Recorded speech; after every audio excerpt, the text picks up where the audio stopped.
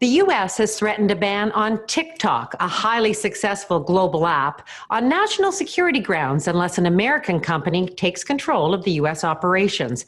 How does a government remove an app from its users, and is it possible to remove it 100%? No shortage of confusion around this issue. Dr. Randall Majera is an adjunct professor of information technology and cybersecurity at Tulane University. He's a cybersecurity expert who's worked with leading companies in security management, risk analysis, and vulnerability assessments. Thanks so much for being here to help us sort through the details today. Thank you for having me. So TikTok has roughly 100 million users in the United States. For those not in the know, what exactly is the TikTok app? So the TikTok app, and forgive me, I'm not an expert. I'm not exactly in their demographics, for lack of a better phrase. Nor am I.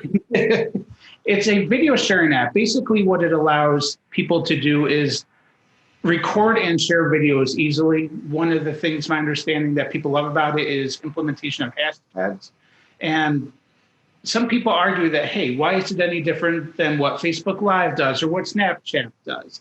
So that's really what it is in a nutshell. And it's hard for me to answer that question. But there seems to be a trend of the way the younger generation goes from app to app to app. So it seems, in my personal opinion, TikTok is the latest quote unquote flavor of the month, for lack of a better phrase. Well, where did the whole dispute about TikTok in the US begin? That's a great question. It's very difficult to answer.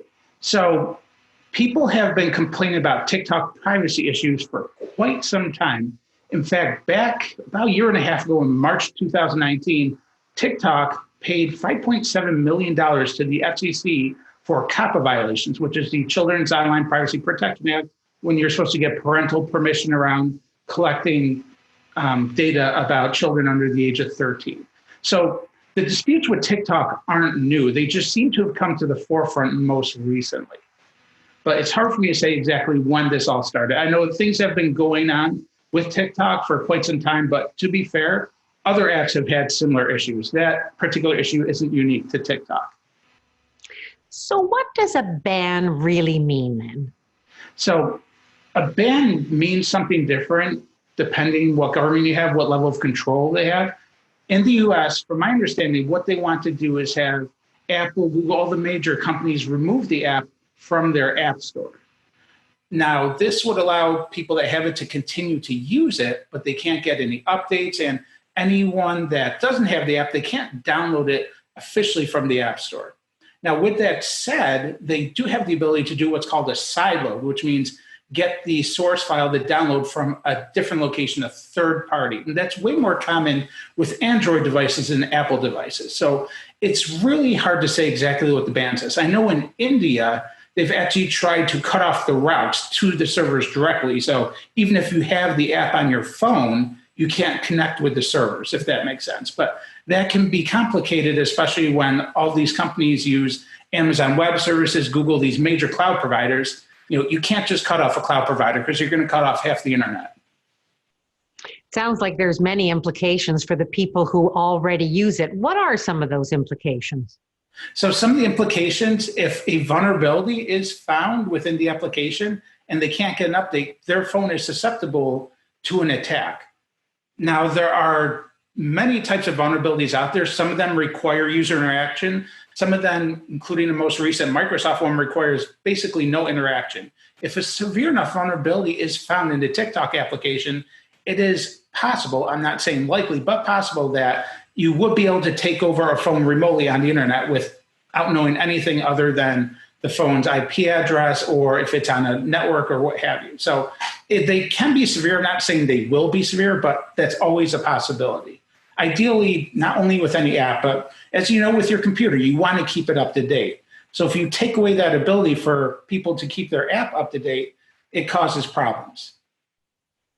Well, as we said off the top, it's used by a very specific demographic. It's not only an app, but a major social force for a younger generation.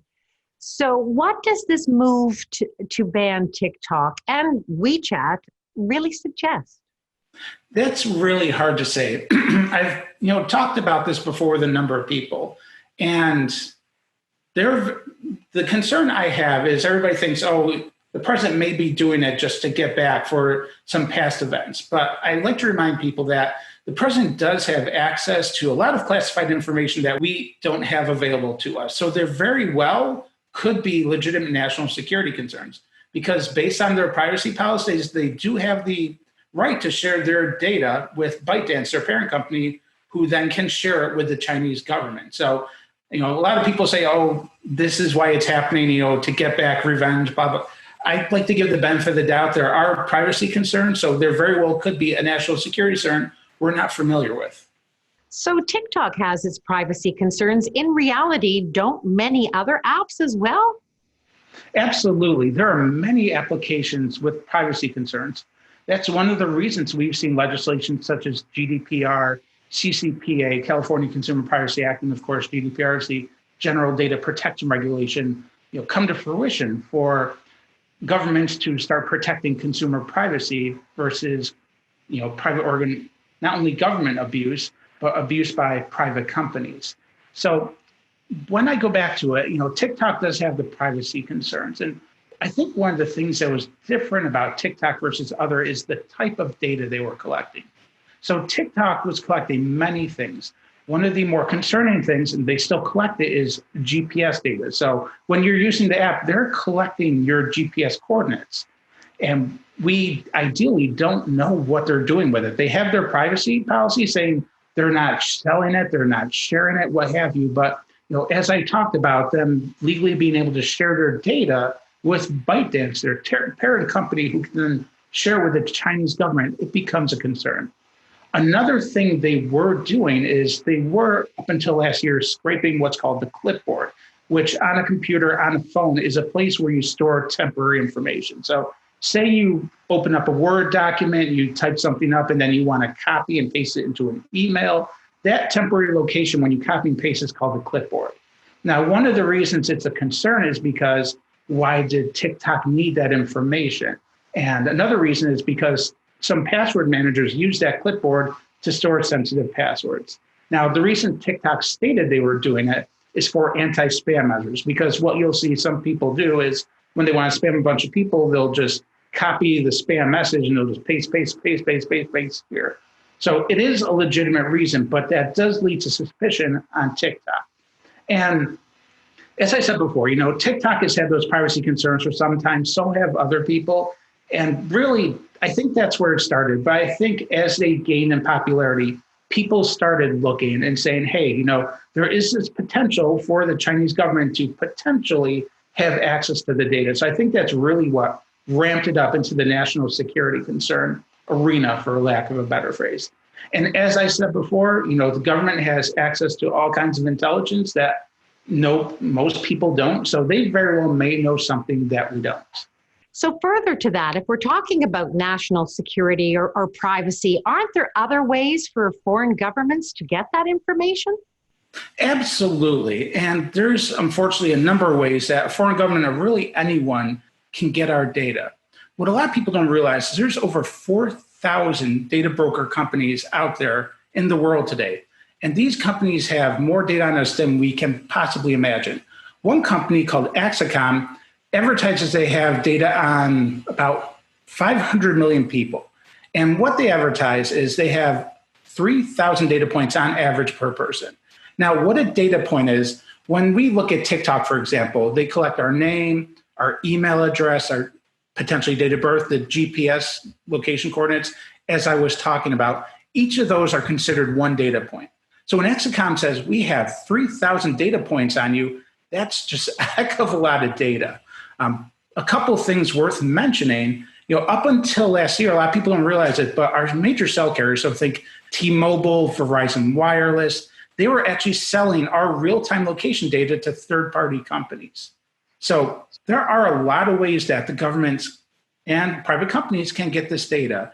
And that's one thing I say, with TikTok, everybody's concerned that TikTok is going to share the data with ByteDance, their parent company, which they legally can per their privacy policy. And then ByteDance obligated to share the data with the Chinese government. But at the end of the day, if the Chinese government really wanted that data, all they need to do is buy it like everyone else. Another article worth mentioning, I don't know if you guys saw it in the news, but Secret Service was recently discovered buying data, real-time location data on protesters. And this is data that they would have ideally needed a warrant for to get otherwise. So there are definite ways that governments, private corporations, whoever can get this data on you. Now, some people ask, hey, how can I protect myself? Unfortunately, the only real way you can protect your data from getting out there is don't use social media applications. Don't use Google. Google, a lot of people, chide on Facebook. They talk bad about Facebook for their data collection. But at the end of the day, Google collects 10 times the amount of data on you that Facebook does. So it's really hard, virtually impossible to protect yourself, to not get that data out there because everybody's collecting your data. There are commercial services that do help get your data out of there for lack of a better phrase, delete it, but they're not foolproof. It's incredibly hard to do. That is an eye-opener for many. I'm sure there's still many unanswered questions over data security and national interest as this story unfolds. Dr. Majera, we thank you for providing some perspective today on NewsPoint. Absolutely.